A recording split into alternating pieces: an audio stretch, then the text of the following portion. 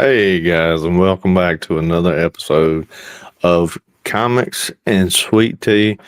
We're diving into Daredevil Reborn. It's right around the corner. Um, Guys, I can't tell you how excited I am for this show. I absolutely loved the Netflix Marvel rendition of this. Probably one of my favorite things that Marvel has done was Daredevil. And here we are about to take another bite at the apple with Reborn. Man, I am absolutely over the moon for this show. I was really concerned about some of the moves that they were making that I had heard before. They just absolutely went back to the drawing board and realized just how much love there was for the original and decided to basically make this a season 4 of that and carry on the torch and bring everybody back. I'm sure there'll be a few changes. You'll have a better production value, but I mean, overall, that show, what they were able to do with it was just, it was absolutely incredible. You know, hopefully they'll be able to capture that with the new show. I think they will. I mean, you look at the cast. I think it's one of the stronger cast out of anything Marvel has. I mean, you've got Charlie Cox, you got Vincent D'Onofrio, you're bringing back John Bernthal, one of the better actors of our time these days. You're bringing back one thing that I was really concerned about was the what I had heard that they were actually going to kill off Foggy and Karen, and that really, I mean, that dynamic that those characters carry within, that their friendship, everything that they've been through together in the show, it's just worked so well, and I think that's one of the things that I gravitate to the most in that show is just the relationships between Matt and Karen and Foggy. I mean, it grounds that show so well. Marvel hasn't been able to really duplicate that in the overall MCU in the movies, other than maybe Tony and Cap and Thor, and I haven't seen anything else really capture the imaginations of the fans like the relationships those characters have. So I was over the moon excited when I found out that they were going back to the drawing board. They were bringing back Foggy and Karen. They weren't killing them off. They were bringing back Bullseye, which was a huge highlight of season 3. Um, Man, I can't say enough about this show. This show is just, is probably one of my favorite things that Marvel has overall. I mean, yeah, above the movies, which I love the movies, don't get me wrong, but this is probably one of my favorite things that the MCU has done is Daredevil. And they absolutely got it right. And Kevin Feige was absolutely smart to realize what he had already and not try to redo that and go forward with that story and just kind of move up just a couple years, uh, relate to that some time has passed. I love the fact that Kingpin is going to be mayor. That just adds a whole new dynamic to the show that I think is going to work really well. I, yeah. Um, I suck with names here lately. I guess that's a product of old age, but Eldon Henson, which of course we Mighty Ducks fame. He has absolutely grown up and grown into the character that is now Feige, and I couldn't see anybody else in this role. The same thing with Deborah Ann Wool as Karen. I don't know if you guys have seen some of the interviews with her, and but absolute fantastic stuff. These guys know what they're doing with these characters, and I'm so glad that they brought them back. Wilson Bethel is Bullseye. That dude was just, man, what he was able to do with that character in season 3. Wow. I mean, he absolutely captured that character from the comics. To bring that the kind of unhingedness that really is Bullseye. I mean, he's absolutely crazy, you know, and that loose cannon, that you don't know what he's going to do, and I mean, he absolutely captured that. Oh, there's that sweet tea, you guys. Maybe I'll get one of these days. Lipton to step in and say, "We know you love our sweet tea, and we're going to sponsor you." Wouldn't that be awesome? Um, but anyway,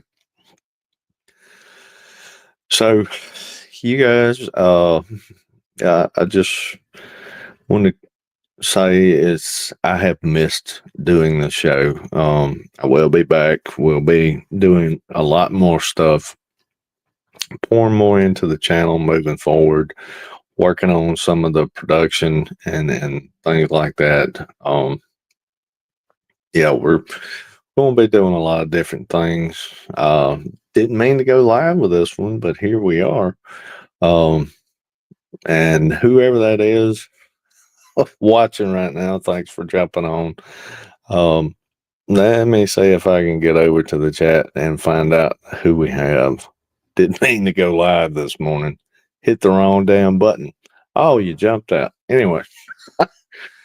So anyway, yeah, we're doing some things. We're going to be bringing a lot more stuff to the channel. Apologize for not being with you guys for a little bit. Just had a lot of things going on. Trying to get a book out. Just a lot going on. But I wanted to jump on and talk about Daredevil. I think this is the strongest thing that the MCU has coming forward. I think it absolutely wins the year. Blue Pans, great to see you on here. Like I said, didn't mean to go live this morning, but thanks for jumping on with me. What do you think about Daredevil Reborn? Are you excited for it? I'm over the moon excited for this show. I love Charlie Cox. I love Vincent D'Onofrio. These characters are absolutely incredible. My son was able to actually meet Charlie Cox last year at a con and talk with him for a little bit. Just a great guy. And I was really worried about that, because you hear some stories about some actors, but he was one of the good ones. And my son just had a great time. He kind of fanboyed out. I wish I'd have been there with him, kind of help with the conversation a little bit. But yeah, Gabe, he had a great time. He loves the show too. It's one of the stronger things that Marvel has to him as well. I after the reception that we've gotten of Captain America, I don't know. I'm not so sure that they've got things back on track with the movies. I was kind of hoping they had. I really felt like, from the trailers and seeing Isaiah coming back, I really loved that character from Falcon and the Winter Soldier. And I was really hoping that they would kind of show Isaiah more and kind of delve more into what had actually happened to Isaiah. Um, but seems that they didn't. They just kind of scratched surfaces. Anthony Mackie, I absolutely love him. Um, I, I think they made the right choice, you know, bringing him forward as Cap. Um, I think they really should have left some of his funner elements, but I see where they're going. They're trying to turn him into a leader, and so yeah, you got to be more stoic. You've got to kind of be the example, and you can't just be the fun guy, you know. And I loved what he had done with the Falcon character. Um, yeah, looking at Thunderbolts, I'm super excited for that. I love these characters. I like Bucky. I really like Yelena, uh, sister to the Black Widow. Her coming forward, I like what they did in that movie. I like what they done with her in the Hawkeye series. She's a lot of fun. Um, don't know a lot about Daredevil. I always hope whatever is done with these characters makes the fans happy. Yeah, I, I I'm super excited for it. Yeah, Daredevil is actually one of the bigger Marvel characters as far as the comics goes. And one of the, if not the strongest show that the MCU has done, even though it was done through Netflix. A lot of people that have seen it say it's the best thing Marvel has, Luke. That that it's probably top tier, even above WandaVision. And I agree with that. I mean, I loved WandaVision, but Daredevil, Daredevil is absolutely it for me. I love that show. It's absolutely incredible. Season one starts out a little slow, and then it starts steamrolling. Kind of midway through season one, season two. I mean, from the jump, first episode all the way through, they got their foot on the gas, and they don't let off. Season three, they topped season two. So I'm just absolutely thrilled for Reborn to see what Marvel does with it now that it's back in shop, so to speak, and Netflix has nothing to do with it. That Foggy's kind of Kevin Feige is absolutely over it. I can't wait to see what they do with that because it was so good at Netflix. I think it can hopefully can only get better with Kevin kind of guiding it because it is Daredevil is kind of one of his more favorite characters from what I've heard. I don't know that. I don't know Kevin Feige. I wish I could call him up, get him on the show, and he's like, "Yeah, yeah, I love Daredevil. Daredevil's fucking great." But you know, morning, Dan. Didn't mean to go live this morning. I was just recording the show, hit the wrong fucking button, but here we are. Uh, so anyway, we're talking about everything that's going on. Basically, I'll check it out.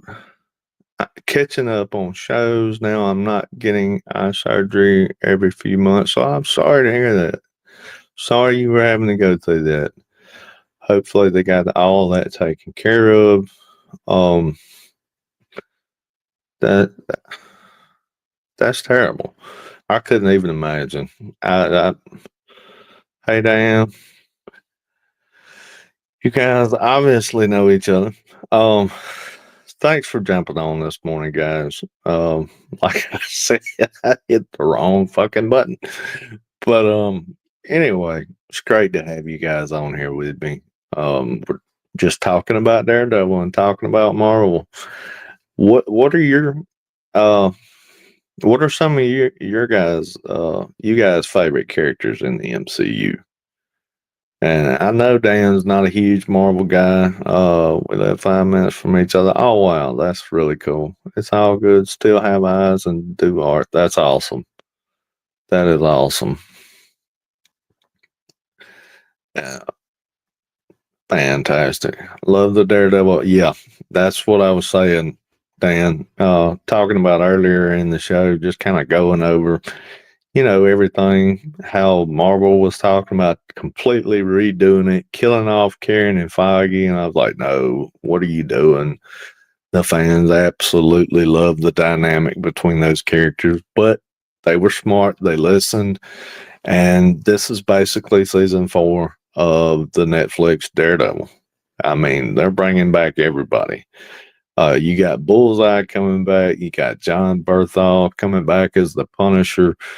You got Vincent D'Onofrio coming back as Mayor Kingpin, which is, I can't wait to see that dynamic. And, they showed it in the trailers, that Matt has kind of come up in the world. He's more recognized. He's won some cases.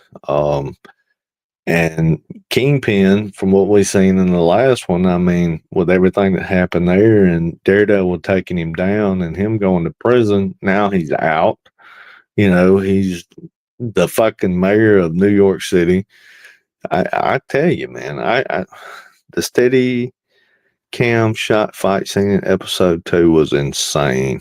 Looking forward to, I know. That was all one shot.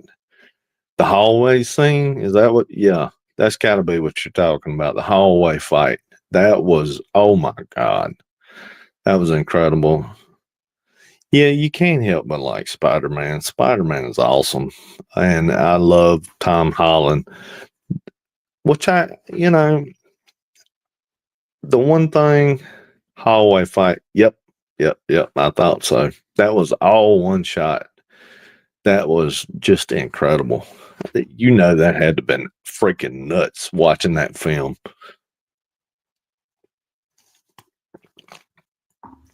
But yeah, Spider-Man. Talking about Spider-Man. God, I can't even think of Andrew Garfield. I loved his Spider-Man, but I never really bought his Peter Parker. I've heard a lot about people talking about the hallway fight. Yeah, it's incredible. I rewatched Amazing Spider-Man with Garfield yesterday.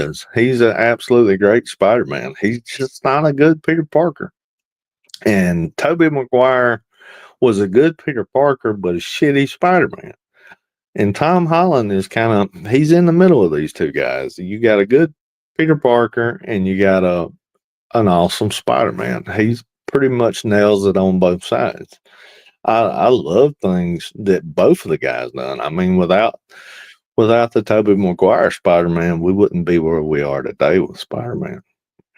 So, and the same thing with Andrew Garfield. A lot of people shit on Amazing Spider-Man too. The dynamic between him and Gwen, that, I mean, it was a love story gone horribly wrong. I mean, spoilers, she died. I mean, but it's not really spoilers. Anybody that knows anything about comics, I mean, she died a long time ago, way back in the 60s.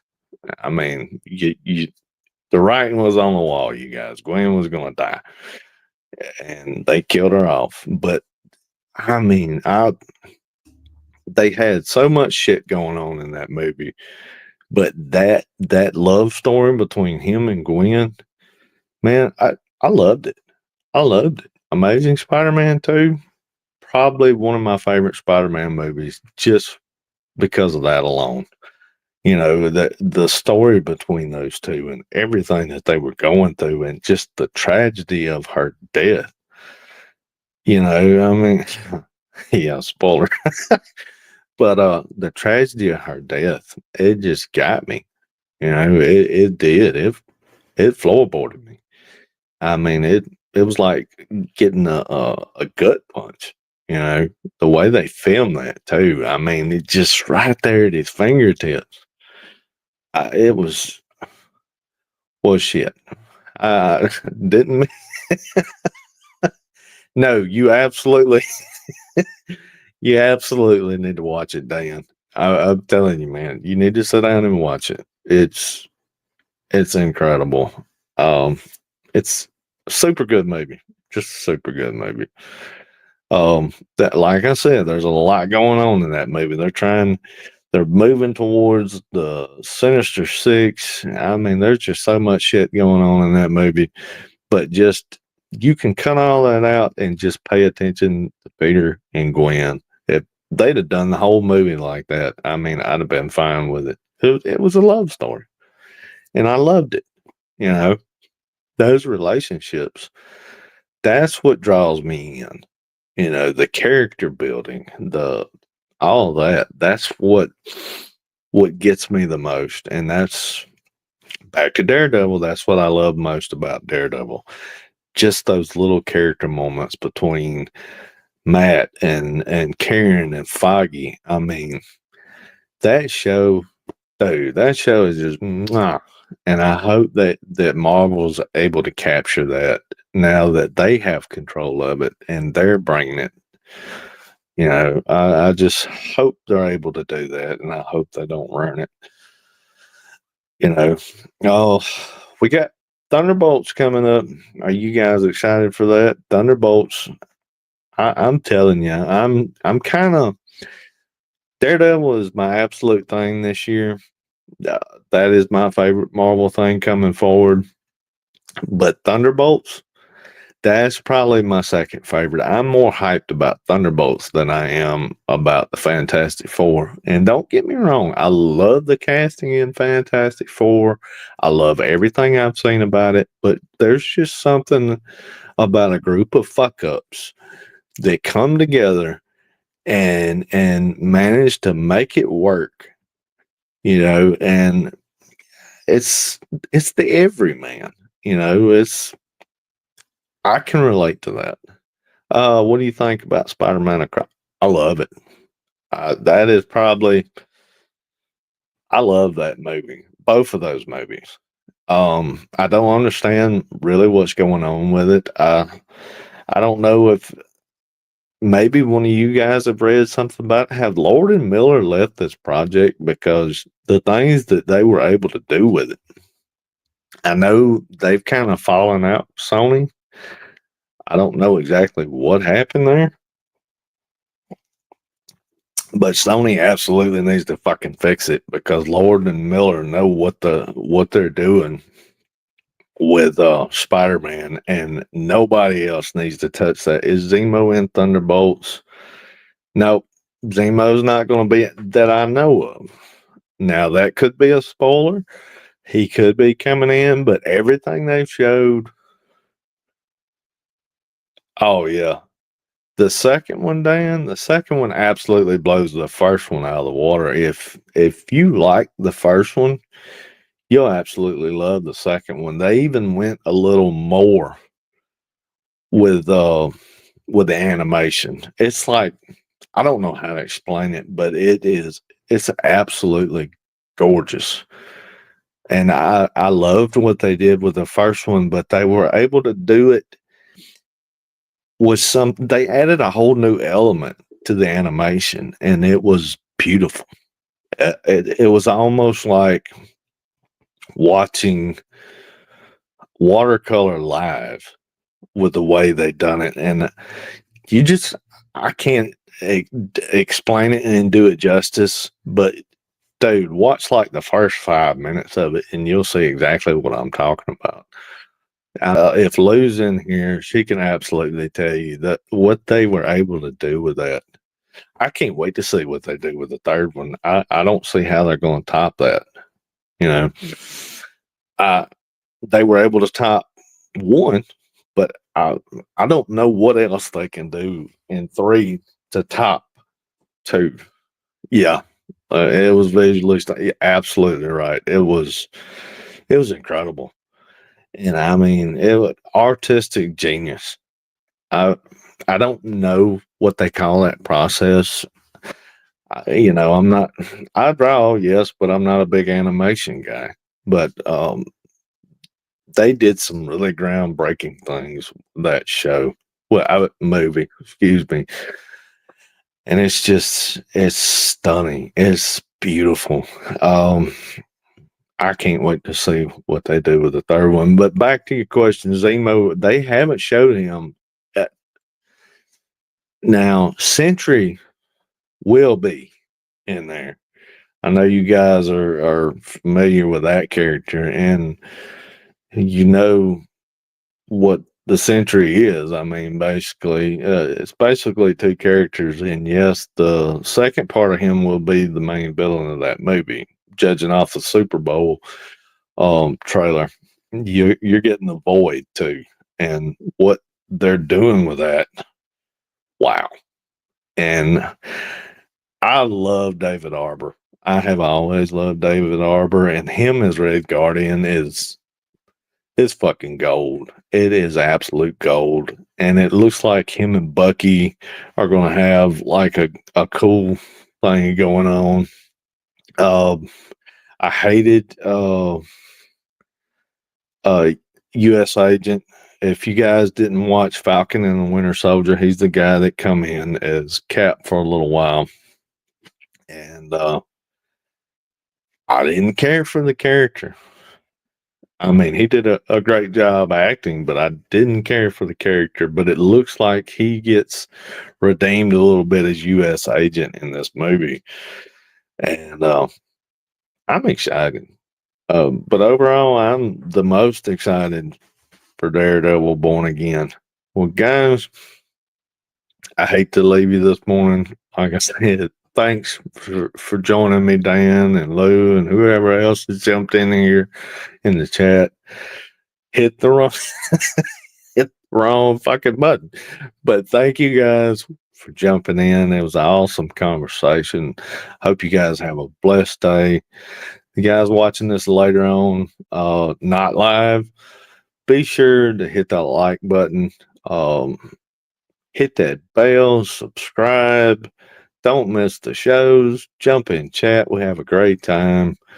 Tell your friends about it. I love comics, you guys. I love making comics. So subscribe, hit the bell button. You guys have a blessed day. Hey, join us next time for Comics and Sweet Tea. That's the show.